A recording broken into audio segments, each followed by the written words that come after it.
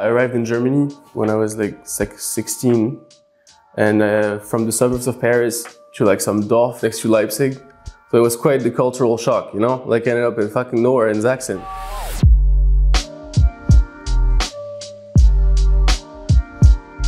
Hi, I'm Zouj, also known as Adam, also known as Zouji Flex. I'm at DIFFUS today. We're gonna talk about metal, my record, not the genre. That's that. Take it away. How did you evolve your new soundscape? A natural evolution, actually. So last record of Lingua Nada, I started to like implement a lot of synthesizers because I always feel like electronic music is like super static. And so I still treat it like a rock band, and also like, you know, on stage we're like 5. For me, I don't feel like it's a big difference from what I was doing before, actually.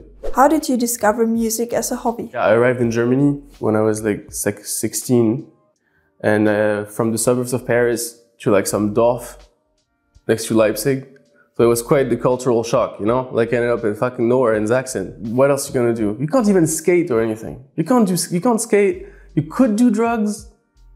Meth though, nah, you know, I'm good. So that's all I found to do. So I was at my mom's, and she had a computer and had a cracked Cubase. I had a guitar.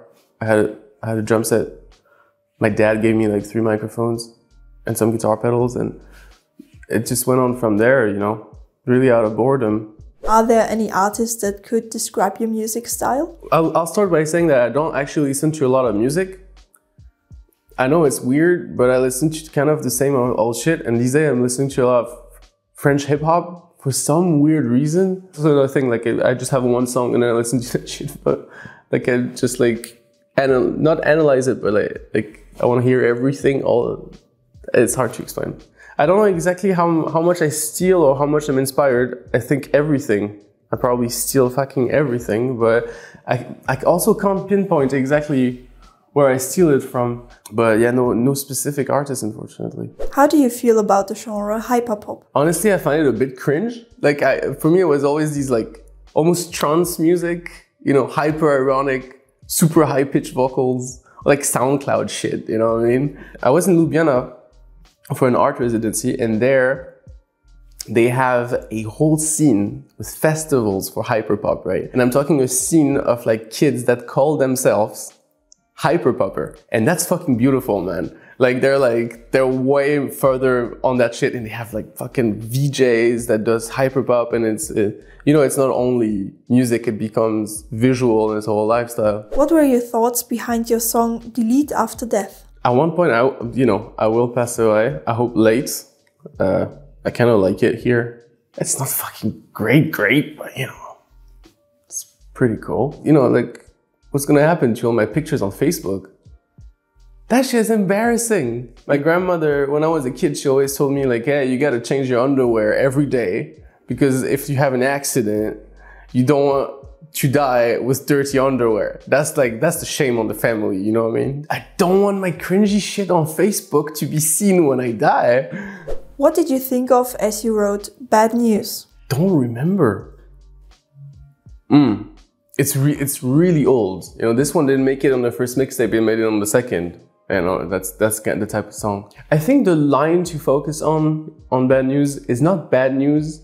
I think it's nothing is sugar-free. And I stole it actually from a noise rock band. What's their name? Girl band. Somewhere it says nothing is sugar-free, and I was like, stolen. Unfortunately, not a big smart move on this one. Bad news. No smart move. What's the process of making those music videos? I just pick someone, and then I just completely trust them, and I don't actually even I don't really do micromanagement in a sense. I understand that like, you know, the glamorous thing to say as an artist is like, yeah, I have my vision and blah, and I fucking, yeah, and I make people sweat for it. I wanted to make like a marathon on like a 2 days crunch on that video, or we're 4, like 3 in my bedroom, or 4 in my bedroom. That's what you got in a 2 days crunch. So that was literally just like me and the fellas having some good old fun. It was like a LAN party, but we were just like on 3D, programs making shit. Has your album title any relation to the genre metal? It's funny. It's too funny. I'm sorry, but for me, this is a genre. It's hella funny. You know, I mean, there are aspects that are not funny, like everything. But I seriously listen to some metal bands, like the Black Dahlia Murder. I still listen to that, like seriously, not apologetic, like not ironically. And I listen to it, and I'm like, it's just fucking, you know, it's a whole other world, and it's kind of ridiculous. I tend to forget that it's a material, you know, and I think the aspect of the material is funny.